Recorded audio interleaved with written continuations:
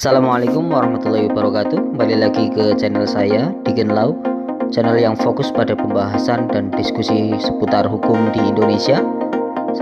Jangan lupa like, komen, dan subscribe teman-teman. Baik teman-teman, pada kesempatan kali ini saya ingin sedikit membahas terkait permohonan dispensasi kawin, bahwa dispensasi kawin ini diperuntukkan bagi calon mempelai laki-laki maupun perempuan yang kekurangan umurnya, dalam artian di bawah minimal umur, bahwa tahun Undang-Undang Nomor 1 Tahun 1974 batas minimal seorang laki-laki untuk menikah itu 19 tahun dan perempuan itu 16 tahun. Tapi kemudian keluar undang-undang terbaru, yakni Undang-Undang Nomor 16 Tahun 2019,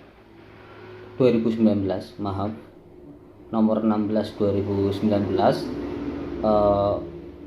terkait batas minimal umur untuk menikah mempelai laki-laki dan perempuan, yakni sama-sama 19 tahun. Dan ketika di bawah 19 tahun tersebut, mempelai laki-laki dan perempuan tidak bisa mengajukan pernikahan di KUA yang nantinya mendapatkan penolakan. Lalu bagaimana solusinya? Yakni biasanya nanti setelah ada penolakan dari KUA itu dapat surat penolakan, itu mengajukan permohonan dispensasi kawin di pengadilan agama bagi mempelai wanita dan pria yang beragama Islam, dan di pengadilan negeri bagi yang non Islam. Untuk prosedurnya bagaimana? Nanti ketika seorang laki-laki maupun perempuan yang akan mengajukan permohonan dispensasi kawin atau nikah ini, yang mengajukan adalah walinya, dalam artian orang tua dari para mempelai. Nah, di sini untuk persyaratan-persyaratan apa yang perlu dipersiapkan, yakni yang pertama itu identitas dari calon mempelai, yakni KTP. Kalau memang belum punya KTP, nanti identitas lain seperti akta kelahiran dan ijazah.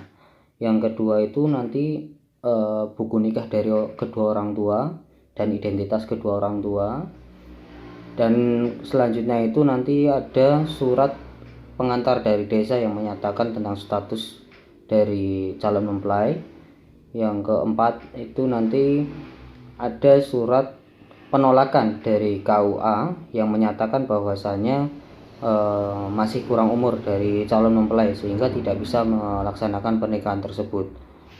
Baik, setelah persyaratan tersebut dilengkapi teman-teman, nanti bisa terus kemudian dibawa ke pengadilan agama untuk membuat permohonan dispensasi kawin. Nanti ketika teman-teman yang masih awam soal hukum, biasanya nanti di pengadilan sudah disediakan lembaga bantuan hukum berupa pos bantuan hukum yang untuk draft permohonan permohonan dispensasi kawin ini akan dibuatkan sedemikian rupa. Tentu hal ini untuk dispensasi kawin ini juga harus disertai dengan alasan-alasan yang masuk akal, dalam artian alasan yang mendesak untuk yang mana tetap harus dilaksanakan perkawinan. Salah satu contoh alasan yang mendesak yakni ketika salah satu mempelai wanita sudah berbadan dua. Alasan lain biasanya untuk yang menjadi alasan untuk pengajuan dispensasi kawin adalah karena sudah adanya kedekatan yang mengkhawatirkan dari ranah orang tua.